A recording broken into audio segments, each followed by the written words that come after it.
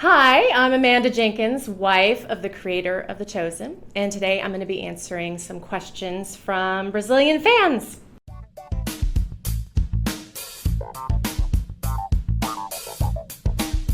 Number one, what is Amanda Jenkins doing in Brazil? Meeting Brazilian fans. We've been hearing online and seeing such incredible support. I believe it's the second most viewed in Brazil, second to only to the States. So we had to see for ourselves, and we're very excited to be here. Number two, what is the role of Amanda Jenkins in The Chosen? I'm very opinionated, and my husband's very gracious. That's largely my role. I get to weigh in on all different stages, from scripts to cast to scenes edited together. But my primary thing is that I'm in charge of all of our extra content. So all books are under my jurisdiction, and I write most of them. Number three, after 6 years of the birth of The Chosen, how do you feel today thinking about everything you and Dallas and The Chosen team went through? I feel like we're still going through it. It's amazing, and it's a wild ride, but we're still going through it, and it's a very fast-moving thing. So I'm not sure we've really even had time to let it sink in what's happening with the show. So I think we're as excited as a lot of our fans are just about what God is doing around the world. Number four. What is your favorite Red Sea moment in The Chosen? I would say one that most people don't know about, actually.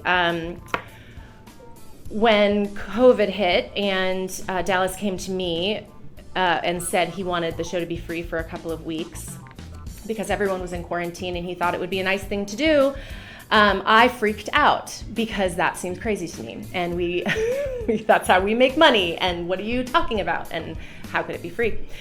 And then God convicted me, and I remember him saying the gospel is free, let's make it free, and I knew he meant like forever.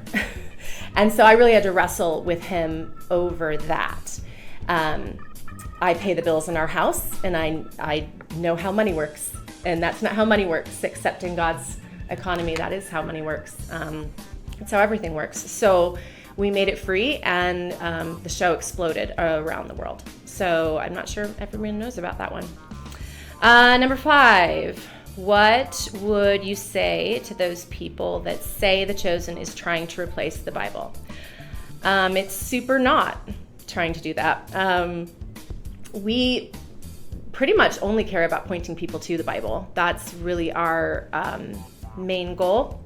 So that's what we're hearing, that people who watch the show then go jump back into their Bibles, whether it's to figure out if the specific story is in there, or they want to reread something that they hadn't thought of in that unique way, or whatever.